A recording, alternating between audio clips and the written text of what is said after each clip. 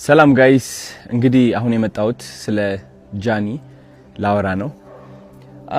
ብዙዎቻችሁ ከኔ ምላሽ እየጠበቃችሁ ነበር። ብዙ ጥያቄ ነበራችሁ። አዶናይ ምን እየተሰማው ነው? አዶናይ ምንድነው? ምን እየሆንክ ነው? ለምን አትናገርም? ለምን ዝም አልክ? ብላችሁ በጣም ብዙ ጥያቄዎች ጠይቃችኋል።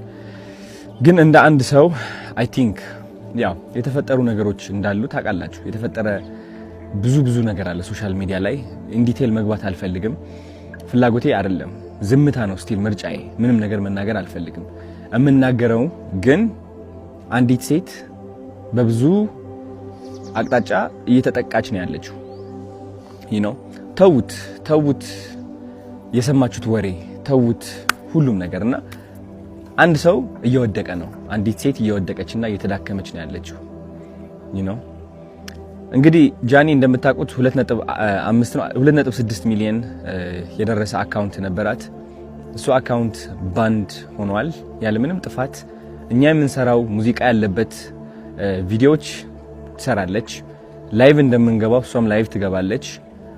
ሁላችሁም የምትሰሩ ቪዲዮ ሰርታ ባን ሆናለች። እናንተ ባን አልሆናችሁም፣ እኔም ባን አልሆንኩም። እኔ ቀርቤ ነበር ኦፍ ኮርስ።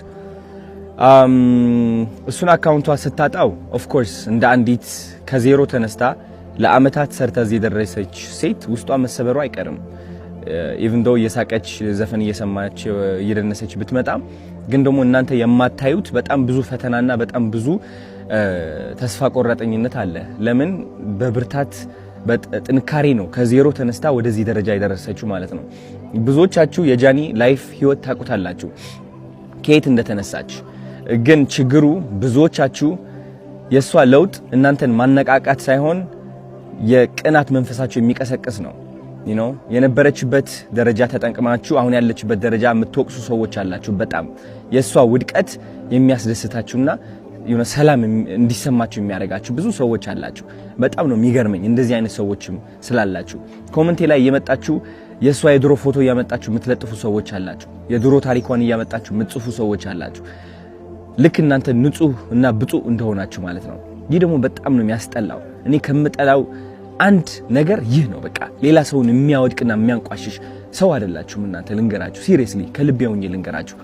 የሷ ጥረት፣ የሷ ተስፋ፣ የሷ ትልቅ ደረጃ የመድረስ ፍላጎት ሳታዩ ቀርታችሁ እናንተ ያያችሁት የራሳችሁ ጥላቻ ነው። የራሳችሁ ጥላቻ ነው ያያችሁት። ስለዚህ እኔ ደግሞ እንደ አንድ ወንድ በጣም ያናድደኛል።